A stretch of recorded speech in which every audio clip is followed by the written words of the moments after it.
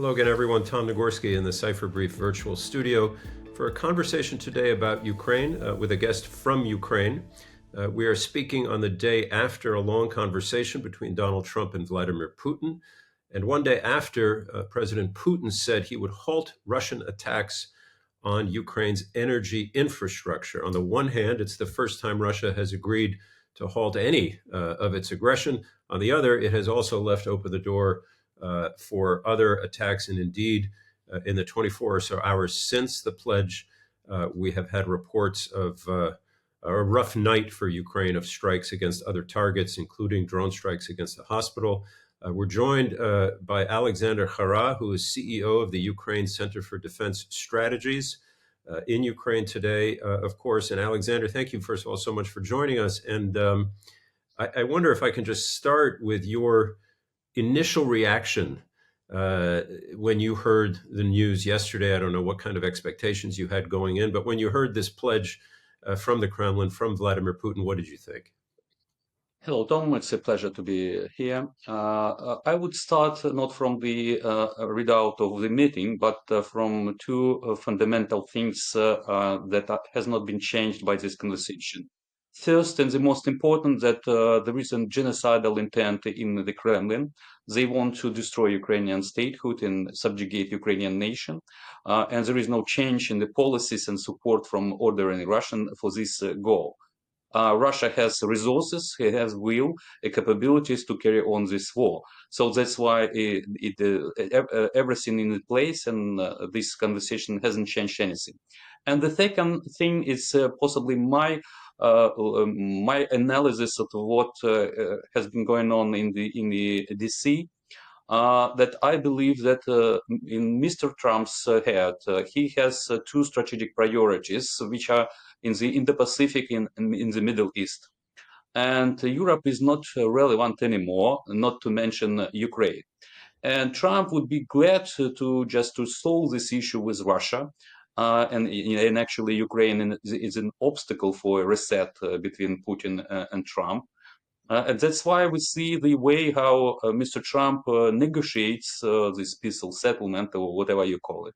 So before the talks, he ruled out our membership in NATO. The only security guarantees that is available or possible for Ukraine, given that Russia is a nuclear state, a major nuclear state, and much larger in all those resources. And second, people from his administration said that the borders of internationally recognized borders of Ukraine are unlikely to be recovered by Ukraine. And then we've seen this notorious meeting in the Oval Office. And from the beginning, I thought it's a catastrophe, diplomatic catastrophe for Ukraine. But after a while, I realized that it's a turning point for Ukraine and for Europe, because there was a huge wave of support to Zelensky in Ukraine from European and not just European partners. There was an extraordinary meeting of some European leaders in London, and then there were several meetings of the EU officials, defense ministers, and other things, other people.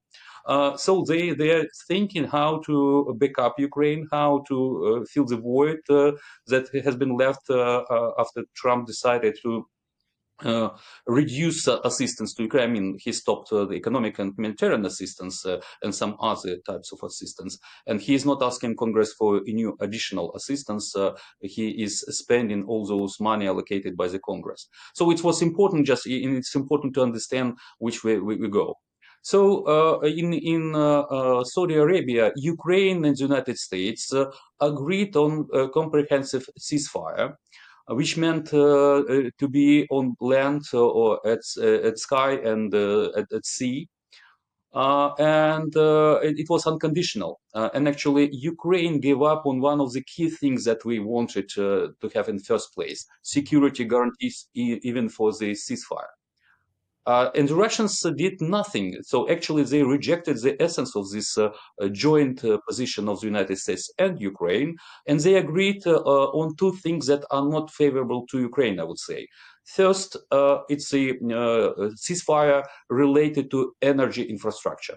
And Hmm. it's interesting that there are two differences in readouts of of the Kremlin and White House. And Energy what infrastructure and energy and infrastructure. I'm sorry to uh, interrupt, but I assume that's Yeah, what you're. yeah, you're absolutely right. And the second thing that Mr. Trump said that they didn't discuss security assistance to Ukraine at all. But today, Mr. Peskov, spokesperson for Putin, said that they discuss it. So all those things are really important to keep in mind to understand which way this process is going. Besides the exchange of almost 200 prisoners of war in heavily wounded people, I do not see any positive outcomes out of this call in this meeting since the beginning of this reinvasion. Russians have been targeting Ukrainian infrastructure, and particularly in winter time, because they wanted to just to freeze us to death, and they wanted to break our will to resist and certainly undermine our economy. While Ukraine has been targeting Russian oil infrastructure for obvious reason, because oil infrastructure serves the military. They need gas for tanks and jets and other equipment. And from the other hand, they need this oil money to come from foreign partners and to fuel this war effort. So that's why it was from the beginning a different type of targeting from Ukrainian side and from the Russian side. And the thing that I wanted to say, which is really important, that the Russians want to have a deal on the Black Sea. In the beginning of their invasion, they cut our sea lines of communication, not just undermined our economy, but they worsened the global food security. And it's because of Ukrainian defense forces we were able to sink a large chunk of the Russian Black Sea Fleet and fend off Russian Black Sea Fleet remaining to the northeastern part of the Black Sea. So now the Russians want to have a sort of a deal which for sure will be against any norms that are in the UNCLOS, the UN Convention on Law of the Sea. And they will be trying to put obstacles for Ukrainian trade in our part of the sea. It's obvious because the Russians had been doing it since 2015, when they annexed Crimea. They introduced such a system to harm Ukrainian economy, firstly in the Sea of Azov and then in the Black Sea. So these two things are worrying me. And finally, political stuff. I understand that President Zelensky agrees on the general terms, which are not really favorable, but we don't want to have the security assistance from the United States put on a pause for the fourth time. And Hmm. may I remind you that for the first time it was in 2019 and it triggered the first impeachment, and the second time was in 2024 when it was Mr. Trump behind the decision of Speaker Johnson not to vote for assistance for Ukraine for domestic reasons. You know it better than me.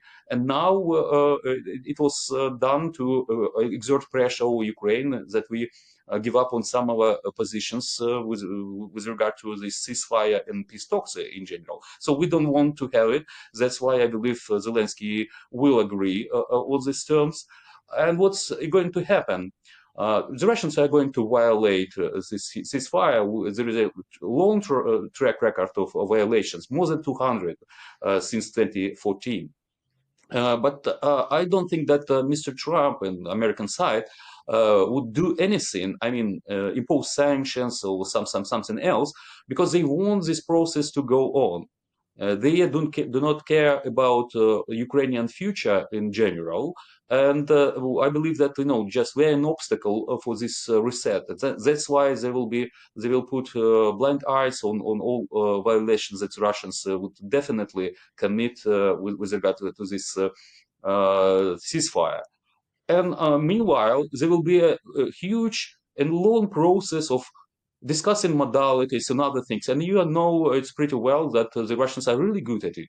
They can talk about details, and in these details, they will be renegotiating all those positive sides of our agreement that they gave to Ukraine, and they will be putting forward new conditions for this process, because they understand that Trump is interested in reset, in stripping sanctions and getting lucrative deals with Russian business people. And certainly Trump believes that it's possible to split China in Russia. So that's why we're worrying about this situation. That's why we do not believe that this ceasefire is going to be a first step towards peace negotiations or peace agreement. It's not going to happen unless Putin has gone from the Kremlin. Recognizing excellence in national security, the Cipher Brief Honors Dinner celebrates those who've made a real difference in protecting our nation. It's an unforgettable evening with top leaders in the field. Join us in honoring these remarkable contributions. Reserve your seat now at cipherbriefhonors.com. So you put a lot on the table, Alexander, and thank you. But and I think I know the answer that you'll have to some of these questions, but I want to see if there are any little areas in which you find any hope right now, because you've been very clear in your answer where all the things that make you and other Ukrainians worried at the moment. I was struck, it just so happened that it came overnight, new polling here in this country showing I mean, we have had support in previous polls in the United States for Ukraine and for aid to Ukraine. The numbers have gone up recently. And I wonder if that, do you take any heart in that? Do you think it's irrelevant? How do you respond to that news, first of all? Well, first of all, I'm optimistic because there is an Ukrainian national unity. And after Trump and JD Vance trapped actually Zelensky, there was a rise of ratings of Mr. Zelensky for obvious reason. Many people didn't vote for him, and we will vote him out after the war. But now he's a wartime leader, and that's why we stand behind him. This is the most important thing. Second thing, our defense forces exhausted, but not to the level that we are ready to lay down our arms and to subjugate ourselves to Russian mercies.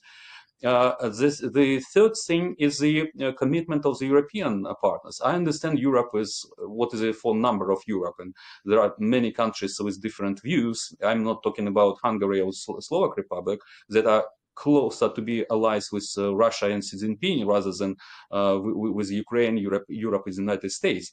But recently, Italy and Spain voiced their concerns about this 40 billion euros fund for Ukraine. But anyway, Europeans are doing pretty much to organize this process, to invest into Ukrainian defense and to invest in their defense and deterrence capabilities, which is absolutely amazing. And finally, these positive figures that you mentioned, more than 2/3 of Americans either support the current level of assistance or they believe that the government need to step it up. About 1/3 is against this assistance. And I believe we can work with MAGA people.